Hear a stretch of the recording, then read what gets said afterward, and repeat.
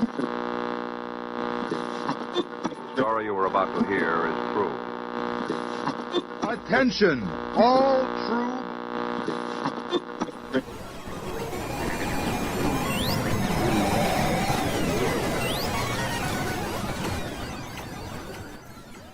She's alive! Alive!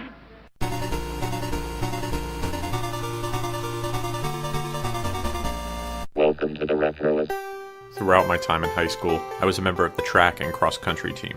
I didn't make that decision myself. My good friend, when we were freshmen, decided he was going to run cross-country, and he was the guy I kind of played games with, so I joined. It was a lot of fun, and I did okay, but while I'm a big fan of doing team activities, I really do enjoy them, the big problem was that I never felt comfortable with the whole thing. Even when we were doing really well, or when I would win something, it never felt natural.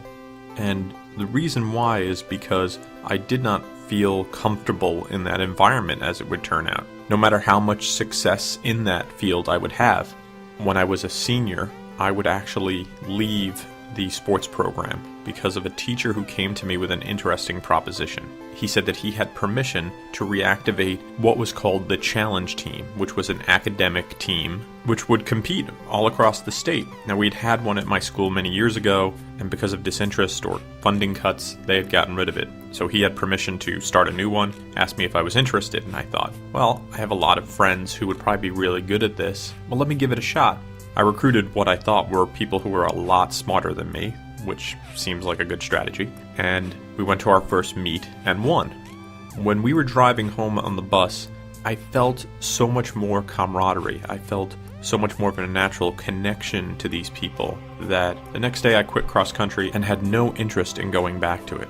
I'm happy to say we would go on to win the county championships, and as team captain, I was very proud of that. I could also say that I was probably the least important member of the team. My specialty was pop culture and entertainment, and that was a very small portion of the questions that would be asked.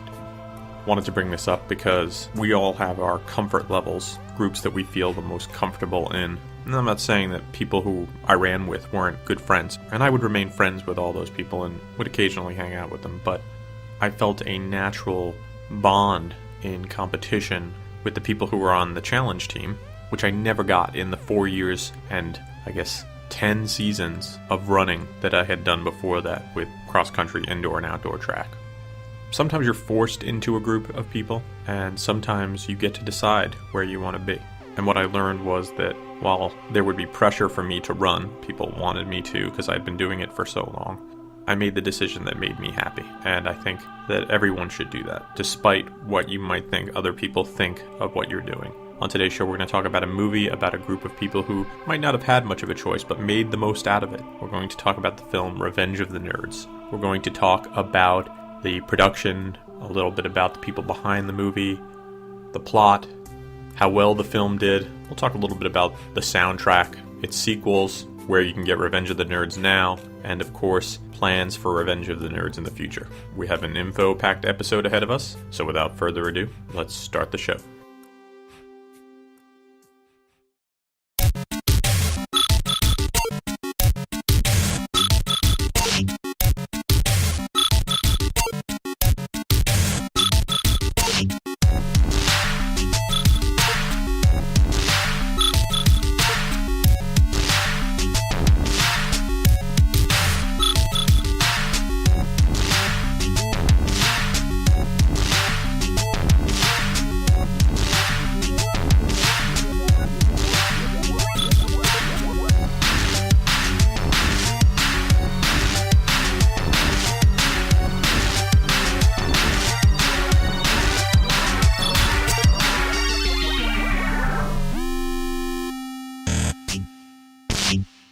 Revenge of the Nerds was a 1984 comedy.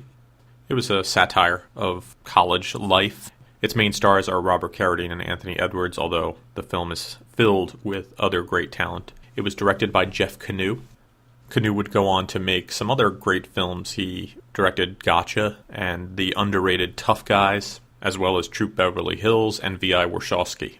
When the producers had this movie ready to be made, They were trying to find the director at first, and Canu had done some pretty good stuff in Eddie Macon's Run. But the thing that got him the project was that the producers asked him what kind of movie he thought he could make given the subject matter, and he responded, "One I would be embarrassed to have my name on." That is exactly what they were hoping for, and they hired him immediately. Now, I don't think that Canu should be embarrassed about having his name on Revenge of the Nerds. It's an amazing film, and I think he's not giving himself enough credit when he says that. Or maybe he thought that the subject matter could not transcend what they had in mind. And if you have the time, you should really listen to the DVD commentary on the most special edition release, because you'll hear a lot of interesting information about the film and its sort of improvised nature. So the talent behind this movie really made it the film that it is. Now, they wanted to film the movie at a college, and they had the University of Arizona on the line to do it. When the University of Arizona read the script, they were like, no way, we don't want this shot there. Eventually, the University of Arizona would let them shoot, and if you're a University of Arizona student or have been to their campus, you'll notice a lot of locations, and if you happen to be going to the University of Arizona at the time, you might have been an extra in the film. The film has some wonderful talent. We'll talk about them in a couple of minutes. A lot of these people were very young at the time, and most of them did not even want to be involved in the film when they read it. But the great thing about young actors is that a lot of them are very hungry and struggling, so you can land some very amazing talent before they would break through and become something else. So you get them making films like Revenge of the Nerds and lifting the entire production up because of their talent. An interesting story by Curtis Armstrong, who would play Booger in the film. He was a friend of Bronson Pinchot, who you might remember from Perfect Strangers and Beverly Hills Cop. When he was offered the role of Booger, he said to his friend, "There's no way I'm going to pick my nose on camera for anyone." Well, a paycheck goes a long way to getting you to pick your nose on camera. Today's show is brought to you by Furniture. Furniture, it's what you do stuff on.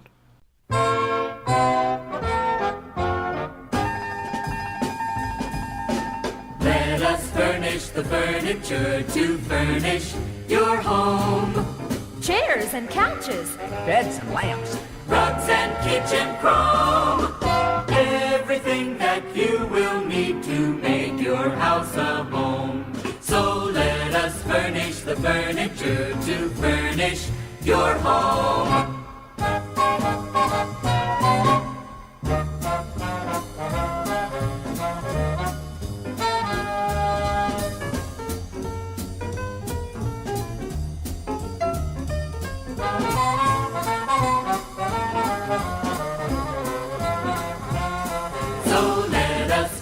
The furniture to furnish your home.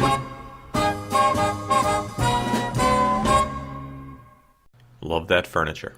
So exterior scenes of the nerds at college were filmed at the University of Arizona in Tucson. The original residence where the nerds are at the very beginning of the film is called Cochise Hall, and then they were put into Bear Down Gymnasium, just in case you're ever at the University of Arizona. You can check all these out. The original Alpha Beta fraternity, the one that gets burned down, was shot at the Beta Theta Pi House on University Boulevard, and the Pi House was the Phi Delta Theta fraternity house. Got all that? So let's talk a little bit about the plot of the film. Two best friends, Louis Skolnick and Gilbert Lowe, played by Robert Carradine and Anthony Edwards, enroll in Adams College, where they're going to study computer science. When they get there, their first day, the Alpha Betas, which is a fraternity completely separate from them, and filled with most of the football team, burn down their house. Because they're so important, they get to move into the freshman dorm, and these two guys, along with every other freshman, are moved to the gymnasium. Because of the unusual circumstances, these freshmen are allowed to pledge fraternities. And I guess Greek life is very important at Adams College because almost immediately everyone in the dorm is taken away and enrolled in some fraternity, except for a core group of rejects. Since they can't find anybody to take them in, they decide to start their own house and actually join a black fraternity, Lambda Lambda Lambda. There's a whole bunch of funny and uplifting moments and a building montage that shows the house getting built up, and then they decide to hold a party where they invite the head of their fraternity to see how well they represent the organization. When this happens, a prank is played on them by the Alpha Betas, and at this point, they vow revenge. A whole bunch of really fun revenge things happen, and it doesn't help because the Alpha Betas are in charge of what's called the Greek Council, and the only way to take the Greek Council is to win these Greek games. The nerds use their intelligence and creativity to win the games, and it still doesn't matter because the Alpha Betas strike back yet again, but at this point, Gilbert and Lewis show up at the college pep rally and take a stand, and everybody joins in, and basically the nerds win the day. A very magical moment. And now, this message.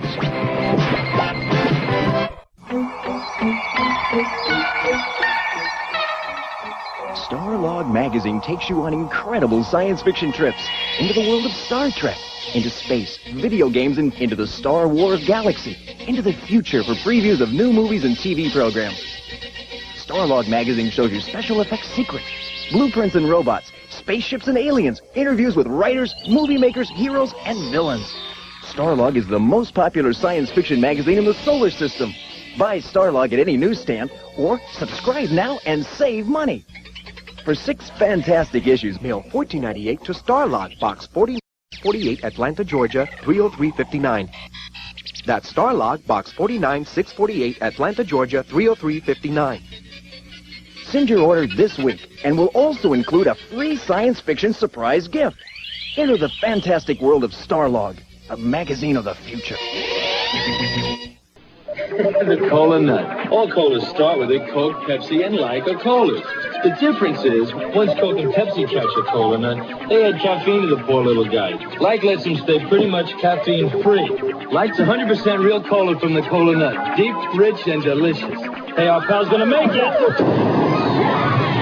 Hey, how'd you do that? Oh, it's all in the wrist. Come on. Get out of here. Like cola is what cola should be like. As I mentioned earlier, a lot of the stuff in the movie is actually improvised by these young actors, and I cannot speak highly enough of the audio tracks on the DVD release. Listen to the cast commentary because you'll learn a whole bunch of things about your funniest jokes and how they were just sort of made up on the spot. You'll also see that on the release there was deleted scenes, a whole subplot where the nerds visit the Tri-Lambda National Conference in Vegas. And while there, the nerds are obviously outcasts, even there, amongst their brothers. And I could see maybe why they took this out, because it's just too much to see. And it sort of dulls the feeling of inclusion at the very end of the film when their Lambda brothers come to their aid. A little bit about the cast. You had Robert Carradine as Louis Skolnick. Carradine's probably best known for his work on Revenge of the Nerds. He's from a very famous family of actors, the Carradines. His first film role was in 1972 film The Cowboys, where he got to play opposite John Wayne. He would go on to work with some amazing actors, but when it comes down to it, I think that his role as Louis Skolnick is the one that everybody's going to always remember. Anthony Edwards would play Gilbert Lowe. American actor, appeared in some amazing films, including Fast Times at Ridgemont High, Top Gun, probably best known for his work on Revenge of the Nerds and in ER. Curtis Armstrong played Dudley Booger Dawson. He's wonderful on Revenge of the Nerds. He was also great as Herbert Viola on Moonlighting, and recently was in Ray, and does the voice of Snot on American Dad. Very talented. Great voice. Timothy Busfield played Arnold Poindexter. God Constantly Works was on the drama 30-something, and had a recurring role as Danny Cannon on The West Wing. Would win an Emmy Award in 1991. Not a lightweight. Larry B. Scott played Lamar Luttrell. I remember him from Revenge of the Nerds, of course, but you'll see him makes lots of television appearances, small roles. Recently I just spotted him in Seinfeld.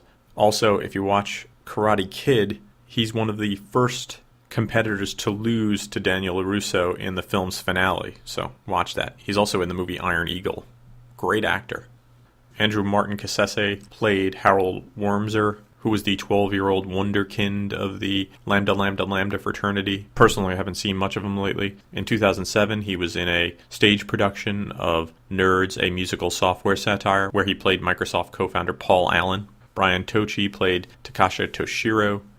If you recognize him from Revenge of the Nerds, you might also recognize him from the Police Academy movies, where he played Tomoko Nagata in the third and fourth films of the series. He was also the voice of Leonardo in the first 3 live-action Teenage Mutant Ninja Turtle films.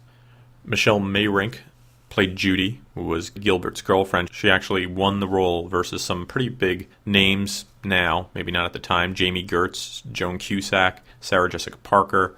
She also played Jordan Cochran in the 1985 film Real Genius, and she was great in that film too. In the non-nerd roles, you had Ted McGinley as Stan Gable. McGinley needs no introduction. If there's a TV show that's about to go off the air, you've probably seen him. He was in Married with Children, Happy Days, Love Boat, plus hundreds of guest starring roles on lots of different things. He's Ted McGinley. Donald Gibb played Ogre, character actor, big guy, recently playing a Viking on those Capital One credit card commercials, although working in lots of other things. Matt Salinger, who would play Captain America in the first Captain America movie back in 1990, was one of the jocks, Danny Burke. Julia Montgomery played Betty Childs, a cheerleader and Stan's girlfriend, who would eventually become Lewis's girlfriend. Lots of different roles in TV shows like Magnum P.I., Cheers. She was also in the film Up the Creek. If you're a fan of 80s comedies, you should definitely see Up the Creek. She would also reprise her role as Betty Childs in Revenge of the Nerds 3, and we'll talk a little bit about the sequels later. Rounding out the cast, you had John Goodman as Coach Harris, John Goodman from Roseanne and all those Coen Brothers movies. The Big Lebowski, amazing guy. David Wohl played Dean Ulick, prolific character actor. Bernie Casey played UN Jefferson, president of the National Lambda Lambda Lambda fraternity.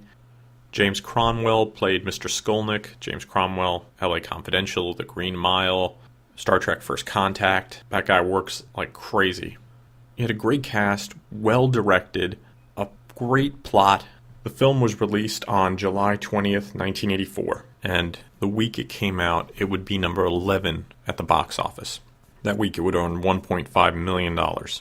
Now, why 11th? It came out against some pretty strong films that were still in the theaters. You had Ghostbusters, you had Gremlins, you had The Never-Ending Story, The Karate Kid, The Last Starfighter, The Muppets Take Manhattan, Indiana Jones and the Temple of Doom was still in theaters, Bachelor Party, Conan the Destroyer.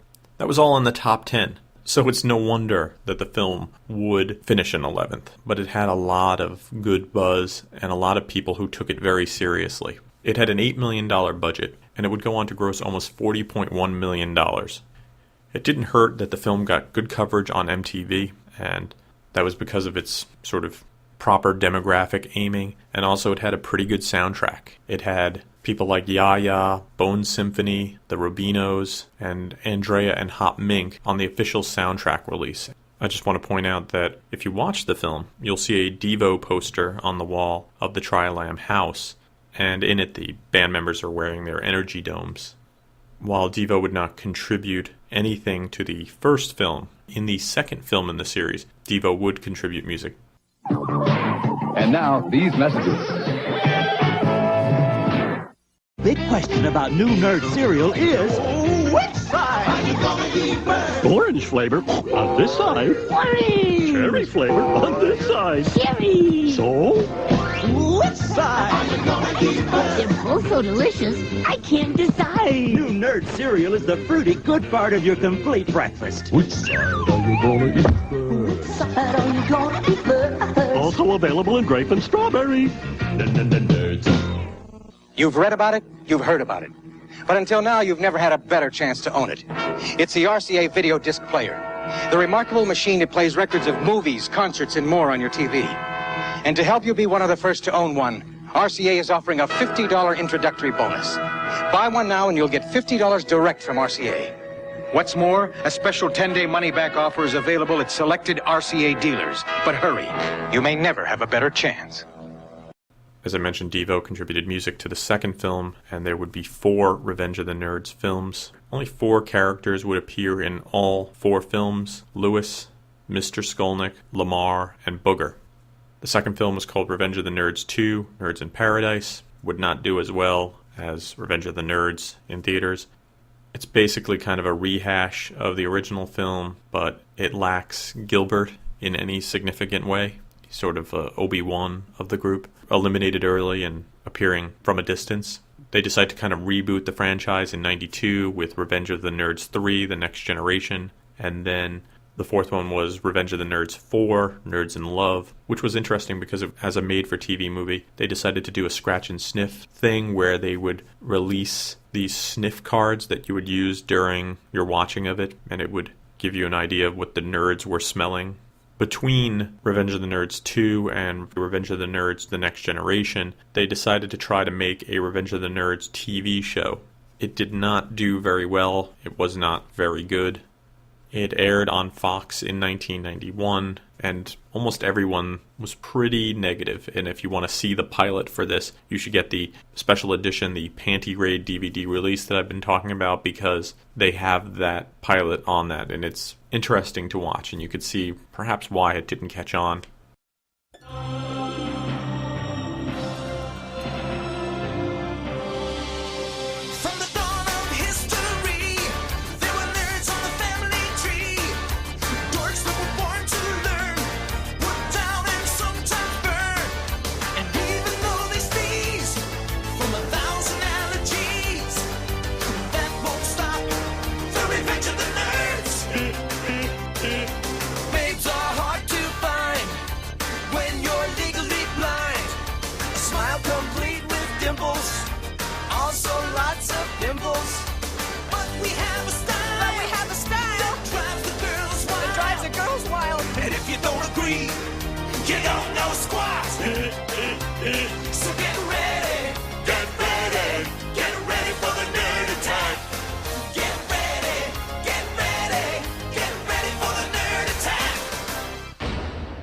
The home video release of the Panty Raid edition was on January 3rd, 2007. It is pretty excellent and definitely worth owning. Revenge of the Nerds had an interesting outgrowth in that it inspired real-life chapters of the Lambda Lambda Lambda fraternity to spring up. It's a made-up fraternity, but no longer.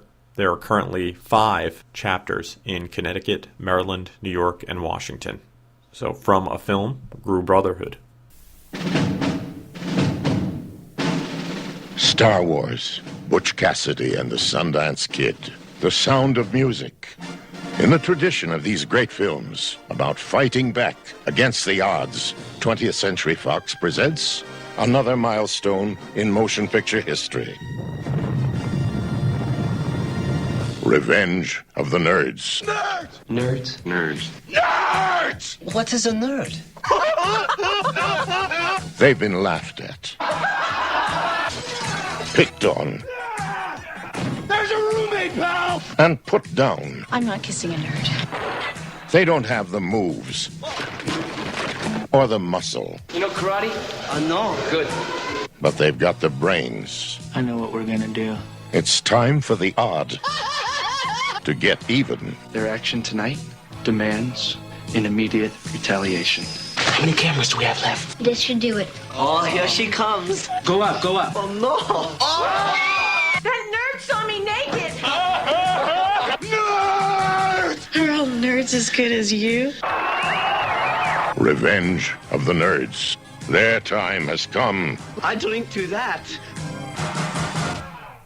Around 2005, the web was buzzing with talks of a Revenge of the Nerds remake. They actually started shooting the film. The cast included Adam Brody, Katie Cassidy, Kristen Cavallari, Ryan Pinkston, and Ephraim Ramirez. It was directed by Kyle Newman and was supposed to be executive produced by McG. They actually started filming this film, but after 2 weeks of filming, the dailies weren't that good, and in 2006, the film was shelved. If you're a fan of the film, you might be happy or bummed to hear that 20th Century Fox, who has the rights to the film, has stated that it's highly unlikely that a remake will happen anytime in the future. All depends on what you think of remakes. What I like about Revenge of the Nerds is that it's a story of empowerment. It's also very funny and well done. But it also has a message. Throughout the film, the nerds seek revenge against the jocks, and they do it very effectively. They play their game. Yet every time they play their game, it just never ends. And then it takes a moment at the end where Gilbert comes up and confronts not just the jocks, which he'd been doing, but everyone, challenges their preconceived notions and asks them to pick a side, asks them how they feel. Who do they really feel comfortable with? And when he does so, his earnestness is what wins them over. The revenge becomes not becoming like them, but instead just being yourself and letting everybody decide that you are the better person.